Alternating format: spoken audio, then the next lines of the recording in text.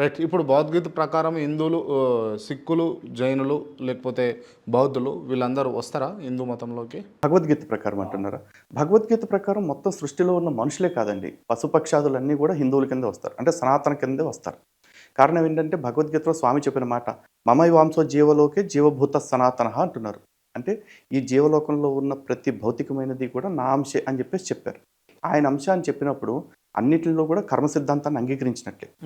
కాబట్టి మా విశ్వాసం ప్రకారం సమస్త సృష్టి సనాతనమే. సమస్త సృష్టి సనాతనమే అనేది అదొక దృక్పథం. అది నేనేం చెప్తున్నానంటే, ఇప్పుడు హిందూ మతానికి సంబంధించి బౌద్ధులు, సిక్కులు హిందువులుగా వస్తారన్నారు.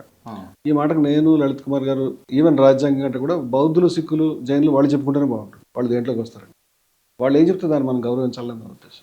బౌద్ధులు కనుక ఖచ్చితంగా నేనెవరు మీరు చెప్తానంటే అలాగే నేను కదా చెప్పాల్సింది అనేది మనం బౌద్ధులు కనుక మేము హిందువులమే అని చెప్తే నాకు అభ్యంతరం లేదు. బౌద్ధులు మేము హిందువులం కాదు, మా మతం వేరే అని స్పష్టంగా చెప్తే ఖచ్చితంగా దాన్ని గౌరవించాల్సిందే. నాకు తెలిసిన బౌద్ధం మతంగానే ఉన్నది, మతంగానే చూస్తున్నారు. జైనం మతంగానే ఉన్నది, మతంగానే చూస్తున్నారు. మనం రాజ్యాంగం రాసుకున్నప్పుడు మనకి దగ్గర నుంచి వచ్చినటువంటి చైతన్యంలో ఒక చిన్న పొరపాటు అనుకుంటండి. బౌద్ధము, జైనము, సిక్కు ఇవి 3 మతాలే.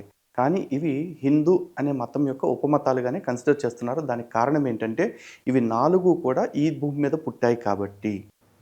ఇప్పుడు కూడా మొన్న రీసెంట్గా సుప్రీంకోర్టు ఇచ్చిన తీర్పులో కూడా సిక్కు, బౌద్ధ మతాల్లోకి వెళ్ళిన వాళ్ళు తప్ప మిగతా మతాల్లోకి మారిన వాళ్ళు ఎవరైతే దళితులు ఉంటారో, ఎస్సీలు ఉంటారో వాళ్ళు మతం మారిన తర్వాత బీసీసీ అని చెప్పేసి అన్నారు.